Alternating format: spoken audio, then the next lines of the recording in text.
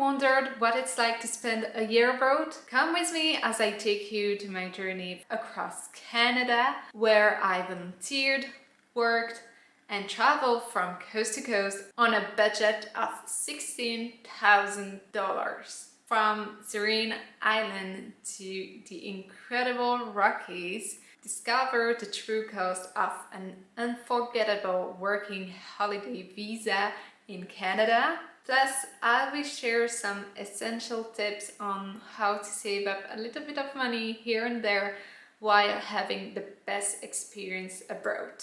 Comment below your working holiday visas plan and let's get to it. I will divide this video in 4 parts as my year abroad was divided. It means first, my travel from Montreal to Vancouver, then my summer on Bowen Island, a winter in Canmore, and my travel back through the USA. But first, let's talk about the money you already have to spend before even putting a foot on Canadian land. It means, first off, having a passport. Not everyone has a passport nowadays, especially if you're an European. You don't need passport to go from one country to another. Then once you are selected to go through the process of getting a working holiday visa, you have to get your biometrics done. If you're unlucky like me, which seems to be most of the people, you have to go somewhere far from a home, so it means at least spending a night near the center where you are going to get your biometrics done. I had to go to Paris, which means paying the travel till there, spending a night there just for 15 minutes. Then you have to come back a V. So all that paperwork is about 600 Canadian. And then again, before going to Canada, you have to get a health insurance, which can be about, again, 600 Canadian. I have decided to start off my journey by landing in Montreal so that I could discover multiple cities while still doing a sustainable travel. So I visited Montreal, Ottawa, Toronto, Winnipeg, Saskatoon, Edmonton, and Banff, where I met my partner. So for those travels, I took mainly the bus and the train, and I also did couch surfing, which I used Be Welcome. So it's a free platform where you can meet your host, and basically couch surfing is just going to people's houses so that you can sleep there, but also meeting with their cultures. It's an amazing way to travel, especially if you are on a budget. I wasn't like really on a budget, but I wanted to keep my budget as low as I could, and it's just culturally it's an amazing exchange to speak with those people, and they always have amazing tips. We went to 3 families, and the other times I preferred going to hostels instead of hotels, so that I would still keep my trip on a budget. Once we met up with my partner in Banff, he hitchhiked his way through Montreal to Banff actually, so we continued his hitchhiking project, and we head to the west to Vancouver. When you are hitchhiking, it's more difficult to do couch surfing, so what we did is like we hitchhiked for 2 days, and the first night we spent in Revelstoke, and then on the second night we were already in Vancouver, so we stayed at a hotel there, which was quite unique because it was used in movies and stuff. It was old. It was really funny. That part of my working holiday visa cost me about 2,250 Canadians, and it lasted for about 3 weeks. We then spent our summer on Bowen Island. You cannot dream of something better to spend your summer. Like, if you're ever going abroad in Canada especially, I highly suggest that you go to a small island like this because you are near the Pacific Ocean, and it's just the best way I could have dreamed a summer. This could be hands down the best summer I've ever spent in my life.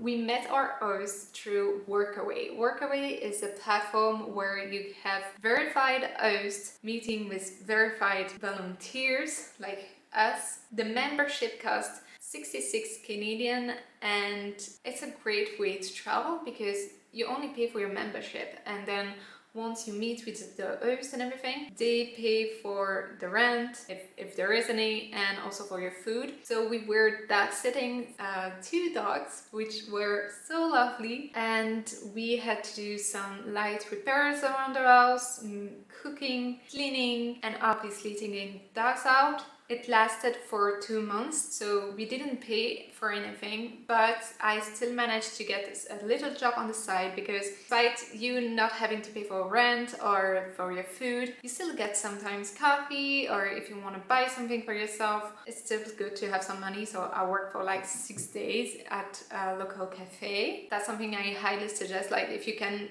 work for a couple of nights so that you can have some money on the side to do what we really like doing. And actually during our time there, we managed to go to the USA because my friend was getting married in Las Vegas. At least she was doing a road trip and I wanted to meet her there. So we went to Las Vegas and we decided to also go to Los Angeles and San Francisco. It is a trip that lasted for 10 days and I would say that it cost us around 1,500 CAD. After the summer, we were quite not sure on where to go because we wanted to go to Whistler, but there was such a huge housing crisis, and actually in all ski resorts there was a problem with housing. So for about 2 to 3 weeks, we didn't know where to go, so we stayed with the family that we met for the summer. We didn't pay for the rent because again we were helping with cars around the house or around their Airbnb properties, but that's where I think we spent a lot of money without having anything in return because we didn't know where to go and what to do. So anytime that you don't know what you're doing, you're actually losing some money. Anyway, we decided to head back to the Rockies and I think it was the best decision ever. We still had to stay in a hostel for 10 days. We had a shared bedroom, so we had no privacy whatsoever, but we managed to get jobs really easily in Canmore. I actually gave up on the idea of having a job that would have my career, and I was going to apply for vendor position in any shops that I really liked. So I found that fashion shop. I went in, gave my CV saying like, hey, if you're looking for a sales assistant, perhaps here I am. And the owner was like, oh, but do you know Shopify? And I was like, oh, yeah, I do know Shopify, and I'm actually working in that environment. So that's how I became an e-commerce assistant during my time in Canada, which was an amazing experience, and the shop owner was really nice, as my colleagues were. It's just an amazing experience. I was paid 20 bucks an hour, and we also managed to find a place to live on the same day, and the rent was 1,200 per month. So within 2 days our life changed quite dramatically, which is something that you can easily expect in Canada.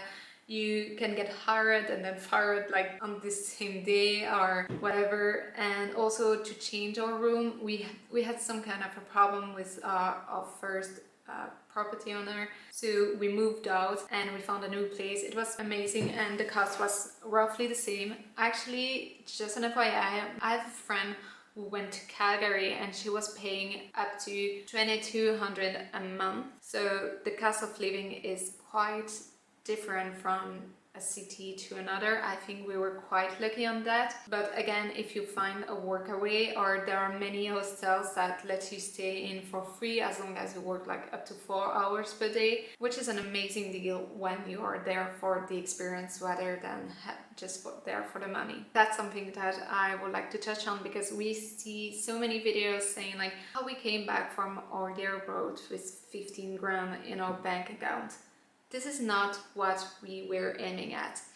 We were there for the experience, to meet people, to make sure that we were visiting as many things as we could. Hence the fact that we went from one coast to another, and we wanted to come back richer of experience. So we visited Calgary while we were there. I got a sport membership.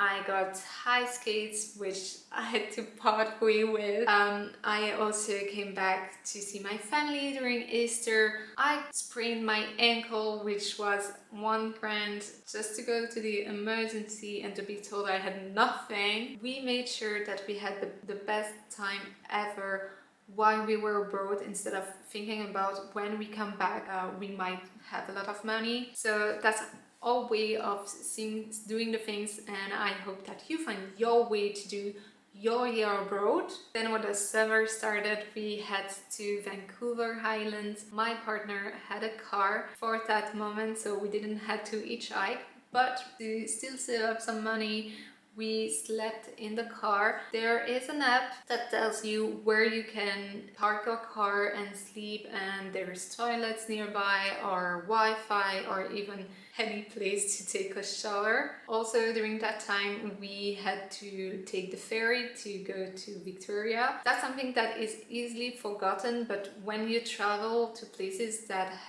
are a little bit remote, you have to pay for the ferry. So when we were on Bowen Island, we had to pay for the ferry like every couple of weeks to go to Vancouver. So that's also something that we had to pay for, and that's why I had to get a small job on the side to make sure that we still enjoyed the city of Vancouver. After we spent 2 weeks in Vancouver Island, it was time for me to head back home. I still decided to go to the USA. I wanted to go to Louisiana because my name is Louisiana. So I had a flight to Houston, and from there I went to Lafayette, Baton Rouge and New Orleans. Again, I tried to be as sustainable as I could by taking trains or buses. I didn't do couch surfing this time around because I don't think I had time to really spend time with the host and being able to exchange. I was really there to visit,